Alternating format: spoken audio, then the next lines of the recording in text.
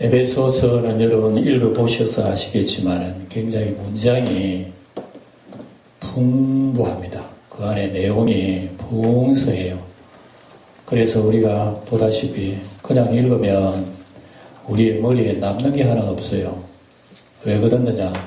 내용이 깊기 때문에. 깊은 말씀은요, 그만 끝으로 들어가지 몰라요. 그걸 계속 되새김질하고, 우리 음식이라고 하는 것도 그렇잖아요. 입에 들어가면, 꿀꺽 삼키면 막 모르는 거예요. 그걸 꼭꼭 씹어보면은 그 음식 속에, 맛이 나타나는 거죠. 하나님 말씀도 마찬가지입니다. 그냥 무슨 대충 읽어가면 아무것도 우리가 남는 게 없고, 이 말씀 속에 하나님께서 깊은 것을 묻어놨어요. 깊은 것을 묻어놨어요. 여러분 성경에 보면 감추인 보화 비유가 나오죠. 감추인 보화 비유를 어떤 농부가 발견하고 지구로 가가지고 자기 재산을 다 팔아다가 그 밭을 샀다는 얘기예요.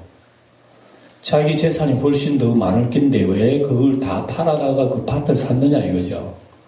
보화가 있기 때문에 그래요. 보화가. 이 보화가 어떤 의미로는 하나님의 진리의 말씀, 예수님, 하늘의 보화, 신령한 은혜, 이런 거 다 포함되어 있겠지만 어떤 의미로는 하나님이 우리를 보실 때에도 보화와 같아요. 보화와 같아요. 그러니까 여러분, 우리는 별것 아니라 그러지만 하나님께서는 자기의 재산을 다 팔아다가 우리를 사는 거예요. 그리고 우리가 거꾸로 하나님이 우리를 보실 때 그렇게 보화롭게 생각하신다 이거죠. 그런데 우리는 하나님을 그렇게 보화롭게 생각합니까? 별로 안 그럴 거예요. 하나님은 우리를 얼마나 보화롭게 생각하셨나 그러면 자기 재산을 다 팔아가지고 우리를 산다 이거죠. 그러나 우리는 하나님 보화를 발견도 못해요. 그런 내용들이 우리가 지금 읽고 있는 말씀 속에 다 포함이 되어 있어요. 그래서 우리가 하나님의 보화를 알게 되면 그때서 그렇구나. 내게 있는 모든 것을 아낌없이 드리리. 그러면서 우리의 자신을 다 팔아다가 하나님의 보화를 우리가 사는 거예요. 내 자신이 값주고 비싼 것을 지불할 때의 그 물건의 가치를 안다 이거예요. 우리는 값비싼 것을 싸게 살라 그래. 그러면 그 물건이 별로 가치가 없는 거예요. 하나님이 우리를 귀하게 여기 있어서 그렇게 자기 있는 것을 다 팔아다가 우리를 산다면 우리는 어떻게 해야 되는 말이에요, 그거는 도대체. 하나님이 우리를 그렇게 보화롭게 여긴다면 우리는 어떻게 해야 되는 말이죠. 말이 안 나오잖아요. 말이 안 나와. 그럼에도 불구하고 우리는 하나님을 어떻게 생각합니까? 별로로 생각해요. 눈에 안 보이니까. 그래서 하나님이 나한테 좋은 걸 채워주시면 내가 하나님을 사랑하고 하나님께 봉사하고 헌신하겠다 그러지만 얼마나 우리가 어두움인지 몰라요. 우리가 어둠의 문이 딱 닫혀 있어. 그래서 이 말씀은 이런 내용들이 기록되어지고 이게 활짝 열리게 되면 그때 우리는 하나님을 감사할 수가 있어요. 우리의 신앙의 눈이 떠지면 떠질수록 우리는 더 감사하게 돼요. 성경에 보면 어떤 성경이 예수님께 안수 2번 받고 눈 뜬 사람이 있어요. 처음에 안수할 때는 눈이 떠졌긴 떠졌는데 사람이 걸어가는 게 꼭 무슨 나무가 걸어가나 이렇게 했어요. 근데 예수님이 2번째 안수하시니까 눈이 활짝 열려가지고 주님을 감사하고 엎드려 절하고 우리의 신앙도요. 주님으로부터 자꾸 안수받아야 돼요. 자꾸 성령의 은혜를 받아야 되고 신령한 은혜를 받아야 되고 주님의 손길이 나를 만져주셔야 돼. 그래야 우리의 안목이 열린단 말이야. 안목이 열리면 우리는 하늘 것이 귀한 줄 알고 땅의 것은 그렇게 귀하게 여기시지 않아요. 안목이 안 열리면 땅에 게 귀하고 하늘에 게 안 보인다니까. 이런 믿음을 우리에게 지금 가르쳐주고 있어요. 에베소서는요. 예. 그래서 우리가 예수를 믿고 하나님의 자녀 된다고 하는 것은 너무나 우리는 가볍게 생각하는 거예요. 예? 여러분 일평생 내가 하나님 자녀 되었다고 하는 거에 그 감격을 가지고 있는 분이 어디 있어요?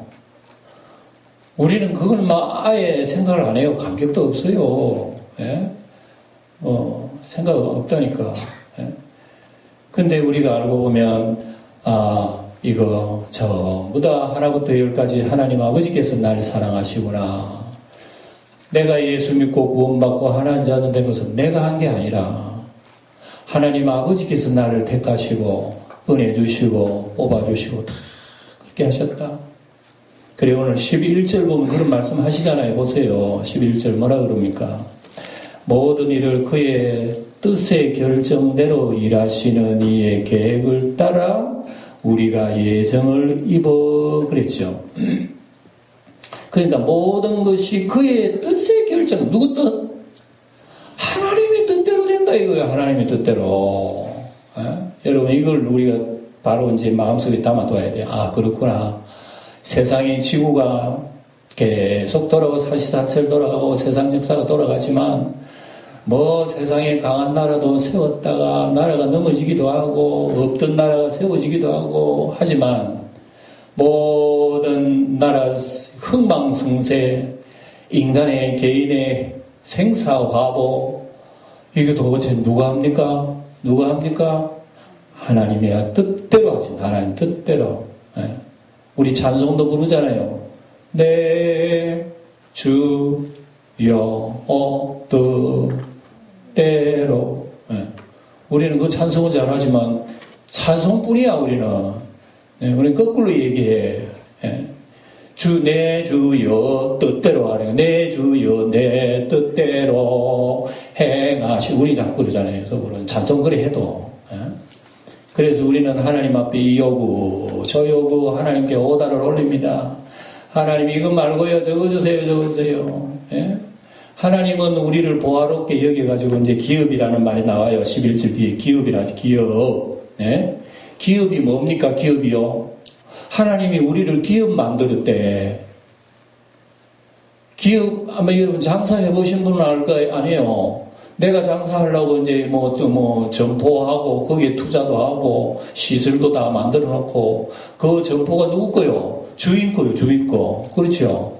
주인이 점포 마음대로 하는 거요.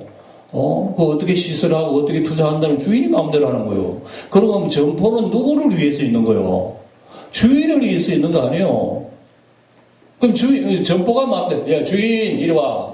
날 여기 놔. 날 저기 놔. 시설은 여기 해. 여기 해. 주인이 점포한테, 세상 그런 게 어디 있어요? 잘 들으세요, 우리가. 하나님이 왜 우리를 그렇게 하나님의 뜻대로 하나님의 자녀, 영생의 자녀, 하나님의 사람으로 우리를 왜 만들었을까? 하나님이 우리를 기업되게 하셨다 그래요. 기업되게 하셨다고 그래놨잖아요. 그 안에서 기업이 되었으니. 그러니까 우리 성도는 누구의 기업이라고요? 아세요. 분명히 아셔야 됩니다. 하나님이 기업이지 하나님이 내 기업 아니라니까. 우리는 자꾸 하나님이 내 기업 되기를 원한다 그래요. 복의 권은 강림 와서 그러더만 하나님 나의 복 주시려고 존재하시는 분이에요. 그분은. 그렇게 생각하지. 내가 하나님의 기업이라 생각 안 한다 말입니다. 우리 이걸 바로 알아야 그렇구나. 내가 사는 것도 나를 위해 사는 게 아니구나. 내가 먹고 건강해야 될 이유가 있다면 내가 행복하기 위해서 그래야 되는 거 아니구나. 내가 열심히 공부하고 직장에서 열심히 땀 흘려 일하고 하는 거 그거 내 살게 먹고 잘 살아라고 그렇게 하는 거 아니구나. 결국은 먹고 마시고 행하는 모든 일들이 그분의 뜻대로 나를 하나님의 자녀 삼으신 그분의 뜻대로 기업이 되게 하라고. 나를 기업이 되게 하려면 생산품이 있어야 되잖아요. 하나님이 날 기업 만들면 내 속에 생산을 뭘로 하는 겁니까? 하나님은 자꾸 생산을 하려고 지금 기름도 붓고 말이죠. 기계도 갈고 이렇게 부속품도 닦고 그렇게 하는데 이 도대체 생산 제품이 안 나와. 생산 제품이 안 나와. 나온다는 게 툭툭 튀어나온 거 보면 냄새나고 썩은 거 그러면 나와. 하나님 어떻게 영광 받으시겠노? 그러니까 하나님께서 우리에게 원하는 생산 제품은 영광과 찬송이에요. 여기 기록해놨잖아요. 영광과 찬송. 그리고 우리의 성도의 삶이 하나님 보실 때 영광의 찬송이 나와야 되는 거예요. 뭐 영광의 찬송이 꼭 찬송 부르라는 그런 뜻은 아니에요. 찬송도 물론 포함하지만 우리가 하나님을 사랑하고 순종하여 살아가는 그 자체가 하나님의 열매예요. 열매. 꼭 예배당에 나와서 예배드리는 그것뿐만 아니라 일상생활 속에서도 내 생각, 말, 행동, 생활 자체가 그 신앙이야. 그냥 자체야. 그 자체가 하나님 보실 때 아름다운 찬양으로 받아주신다면 하나님이. 그래서 우리가 이런 것을 볼 때 신앙생활이라고 하는 것이 내 마음대로 내 뜻대로 내 원하는 대로 하는 게 아니라는 걸 분명히 알게 돼요. 영광교회 성도 여러분 그렇게 아시기를 축원드립니다. 하나님이 나를 불러주시고 하나님 자녀로 세우시고 하늘에 복을 주실 때는 그분을 위해서 내가 부름받았지 나를 위해서 그분이 도구되는 게 아니라는 거 이 분명히 얘기하고 있습니다. 그러니까 우리가 하나님의 자녀된 것은 내 뜻이 아니라 누구 뜻? 그렇습니다. 하나님의 뜻이에요. 그러니까 성경에는 여기저기 그 말씀 나와요. 다니엘서 보면 그는 자기 뜻대로 행하시나니 누가 그 손을 금하든지 혹시 무엇을 하나이까 할 자가 없도다. 이런 말씀 나와요. 재미있는 말씀이잖아요. 하나님 무슨 일을 하신다? 그러면 사람이 무슨 일을 해요? 그거 하면 안 됩니다. 할 사람 아무도 없다는 얘기입니다. 우리가 예수 믿고 구원받은 거 내가 구원받고 내가 영광교회 가보자. 물론 영광교회 오는 거 여러분들의 선택이지만 내가 예수님 믿고 하나님이 자녀된 거 내가 부처 안 붙들고 예수 붙들어서 그렇다고 우리는 그렇게 생각할 수 있지만 그것도 아니에요. 디모데서 보면 이런 말씀 나와요. 그는 자기 뜻대로 행하시나니 하나님이 우리를 구원하시되 거룩하신 부르심으로 부르심은 우리의 행위대로 하심이 아니요 자기 뜻과 그리스도 예수 안에서 우리에게 주신 은혜대로 하심이라 이런 말씀 나옵니다. 그러니까 보세요. 우리도 예수 믿는 것은 우리의 행위대로 하심이 아니라 자기 뜻대로 하시는 거예요. 그분의 뜻대로. 왜 그러면 하나님의 뜻대로 우리를 부르시죠? 이유가 뭐죠? 우리를 하나님이 생산품을 만들려고. 무슨 생산품? 영광의 찬송의 생산품을 만들으시고 우리를 부르신 거예요. 우리는 원래요 다 직장을 잃은 사람들이에요. 우리 인간은 원래 하나님과 에덴 동산의 아름다운 직업을 가지고 사는 사람들이에요. 근데 죄를 지었기 때문에 사람은 하나님과 관계에서 직업이 떨어져 버렸어요. 우리가 해고됐단 말이에요. 해고. 하나님 앞에 해고된 사람이 다시 돌아올 직장을 가질 수 없어요. 먹고 산다고 이게 직장이 아니에요. 하나님과 회복될 때의 온전한 직업이란 말입니다. 이게 영적인 일이에요. 그래서 하나님께서 우리를 이렇게 불러주신 거란 말입니다. 불러주셔서 우리의 행위대로 하신 것이 아니라 하나님이 불러주셔서 하나님이 원하는 생산품을 만들려고. 그러니까 우리의 속에는 언제나 뭐가 나타나야 된다? 그리스도의 향기가 생각 속에, 사고 속에, 언어 속에, 행동 속에 이 온전히 막 우리의 생애가 하나님의 공장이라. 하나님의 공장. 영광의 공장이 돼버린 거예요. 우리가.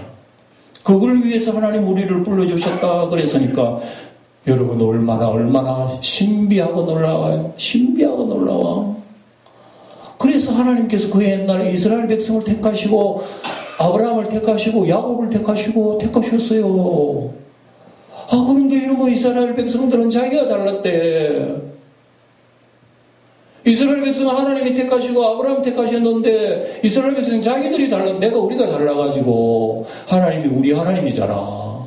우리가 잘해가지고 하나님께서 시내산에서 율법 주셨고 다른 나라 하나님이 선택한 나라에 있으면 나와봐라 그래. 우리가 최고지. 이런 생각을 가지고 있었던 이스라엘은 나중에 그 생각 때문에 망해버린 거예요. 하늘의 천사들이 보고 가슴을 쳐가요. 저런 망나니들 봐라. 너희들을 살리려고 하나님께서 얼마나 큰 자금을 투자하고 시설을 하고 그걸 만드는데 너희들은 전부 다 생산품이라고 하는 게 욕심, 욕망, 더러운 거, 세상에 썩는 거 그런 것만 생산하고 있으니 어찌 하나님께서 이 땅이 복이 되겠나 이죠. 자기들이 잘났대. 자기들이 잘나. 하나님 없어. 자기들이 하나님이야 그냥. 그래 나중에 망해버린 거예요. 예? 인간이 할 수 있는 것은 냄새 나는 것밖에 없는 거예요. 냄새 나고 썩고 더러운 것밖에 없는 거예요.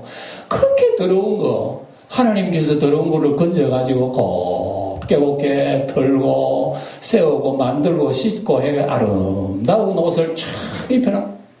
에스겔 보면 그런 말씀이 나와요. 에스겔 보면은 왕이 길을 건너가다가 핏덩어리 아이를 발견한 거야. 누가 낳고 아이를 내버렸어. 사생아야. 네 하고 막 아이가 막 몸이 울고. 그래서 지나가는 임금이 그 핏덩어리를 들고 자기 왕궁에 갔어요. 왕궁에 가지고 아이를 곱게 키운 여자아이라. 아이가 아름답게 키우고 그 임금이 온갖 아름다운 장식도 화장품도 좋은 것도 해서 아주 아름답게 해서 그 여자를 왕후를 삼으신 거예요. 이 왕의 왕후를 삼은 거야. 그 정도 되면 어떻게 해야 됩니까? 일평생 자기의 남편 왕을 어떻게 해야 됩니까?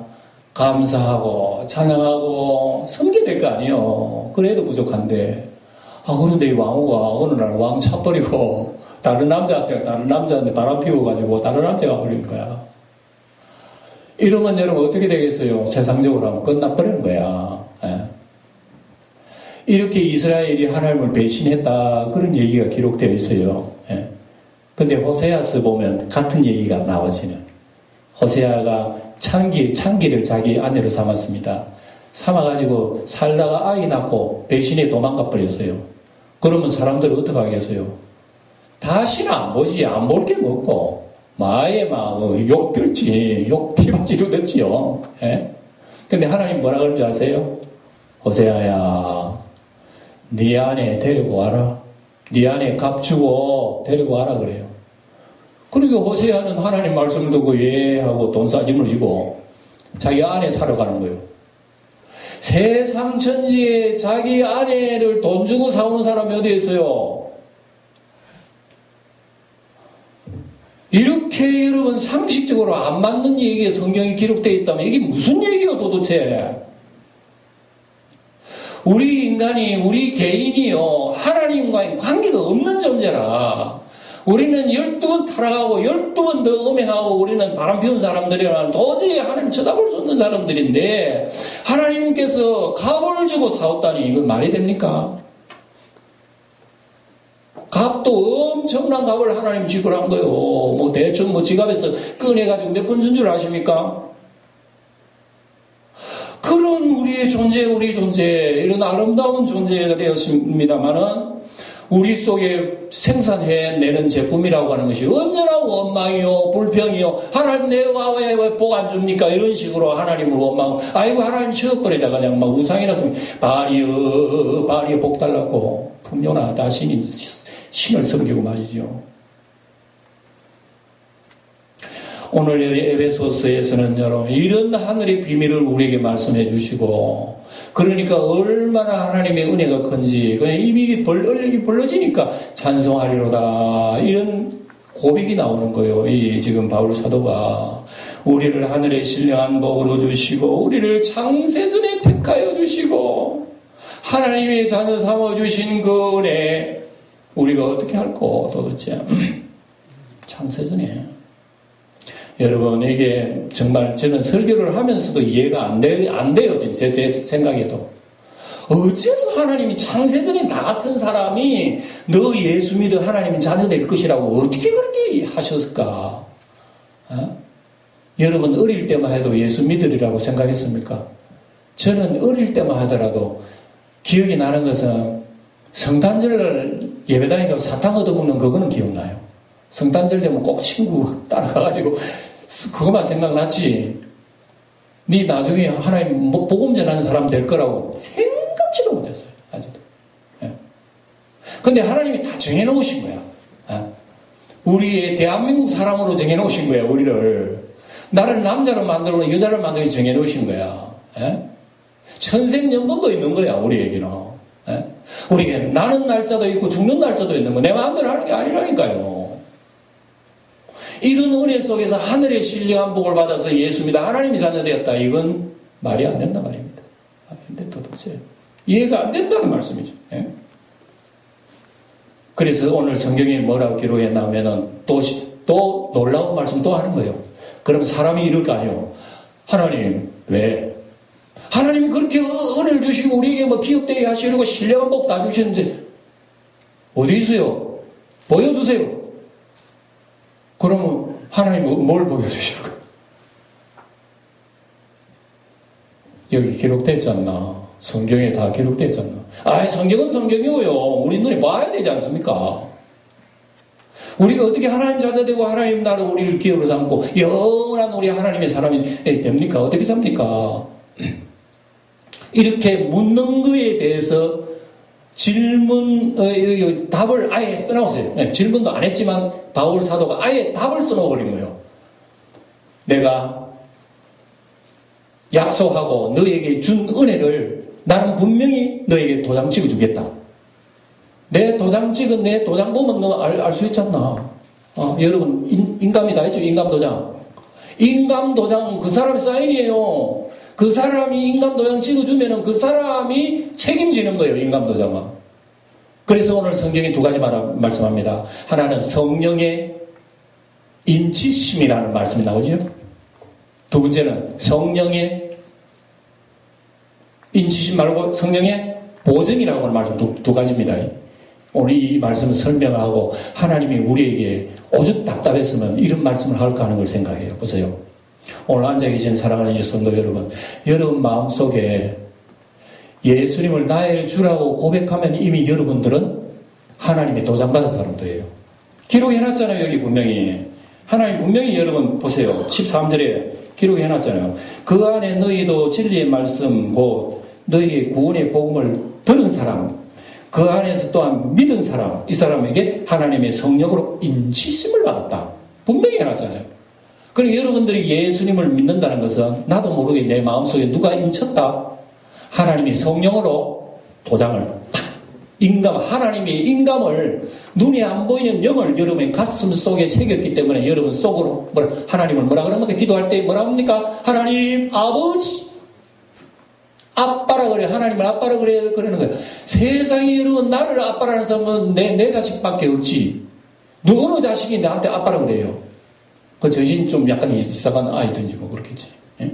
그래서 하나님을 아버지라고 부르고 아빠라고 부르는 것은요, 하나님이 우리에게 도장을 찍어놨기 때문에 그런 거예요. 믿습니까? 또 한 가지는 뭐예요? 보증이야.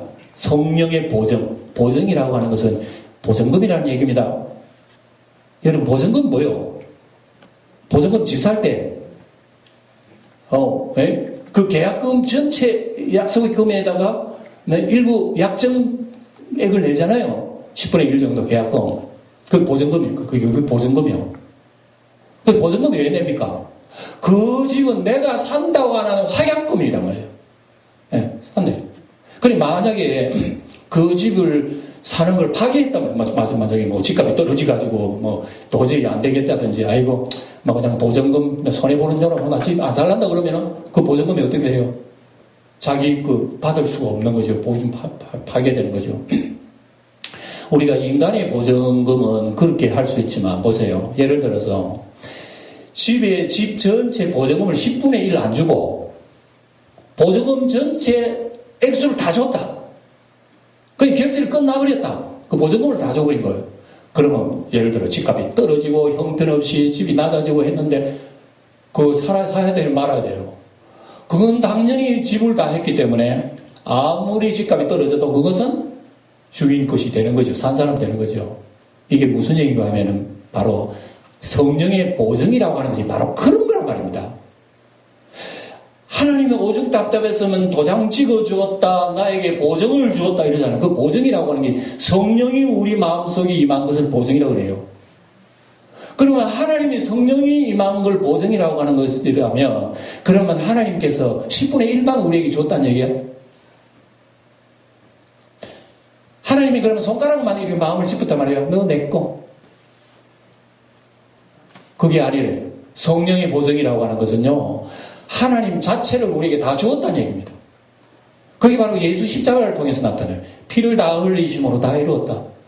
이걸 통해서 하나님의 성령이 임재하심으로 말미암아 그래 그리스도의 영 하나님의 영이 너를 온전히 내가 보증으로 받았다. 100% 하나님 보증금을 우리에게 다 지불해버린 거예요. 그렇다면 성령 충만 받았다고 해서 천사처럼 하나님 찬송만 하고 삽니까? 성령 충만했다고 해서 하나님 기뻐하시는 일만 합니까? 아무리 성령의 보증을 받고 은혜를 받아도 사람 마음속에는 뭐가 있다?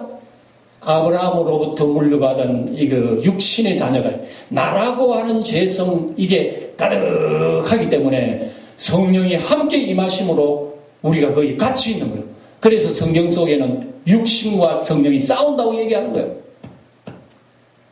싸우는 거예요. 그래서 싸우다가 때로는 우리가 성령을 이겨버려. 못된 짓 다 해버려. 그러면 보증으로 받은 하나님 뭐라 그랬어요? 너 나를 배신했지. 보증 파괴다. 라고 한다면 누가 손해일까요?